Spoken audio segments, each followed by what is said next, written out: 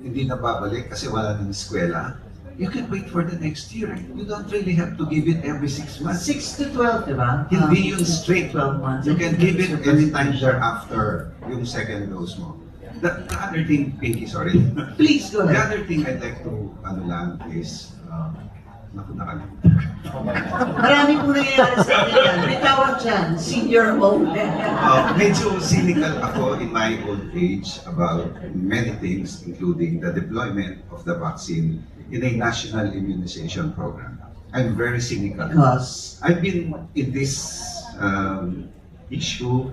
We've done the clinical trials more than 20 years now. And ang target na 90-70-90 na sinasabi ng WHO by 2023, kung titignan mo, how many what percentage of those who should receive the vaccine are eligible to receive it, whether young or older, it's the Philippines. Wala pang 20%. 20 years na yung vaccine, wala pang 20% yung nabakunahan. So, if we're going for 90% vaccination, it took us 20 years to vaccinate 20% by simple math lang.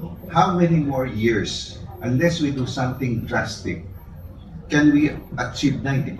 Palagay natin. yeah. The other thing is this one. Yung one dose, sorry I have to speak about one dose.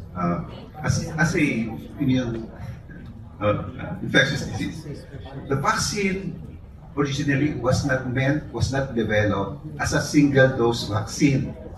Yung mga studies, preliminary studies saying, and then even the WHO sinasabi, sige, bigyan mo ng one dose kesa sa wala. Parang gano'n, no? If you're limited, etc., etc. Sige, one dose. That's very dangerous in our country. Why is that?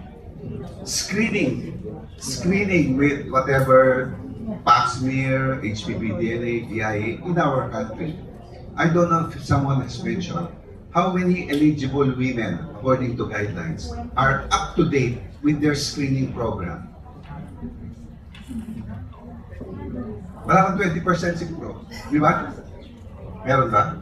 1.27. So if I ask people in this room, women for example, how many of you are updated with your screening recommendations for cervical cancer?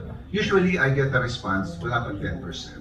So if you gave one dose without assurance of long-term protection, and these people, they cannot be caught in an efficient screening program, you will lose them eventually later on. Ako walang about one dose, but I will be very hesitant to deploy it in a public health program. Kasi hindi sila makakatch ng screening dahil hindi tayo efficient about screening. So those are 2 points I think that are important to talk about. Adolescents, one dose, do that nun.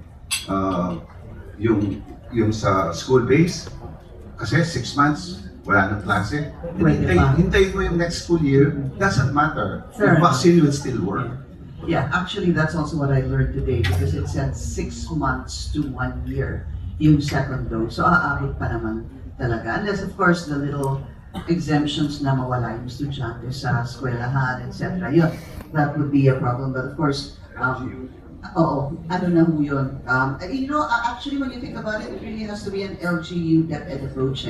They really have to work hand in hand. And of course the parents, as mentioned a while ago. To our panelists, again, we run out of time. Maraming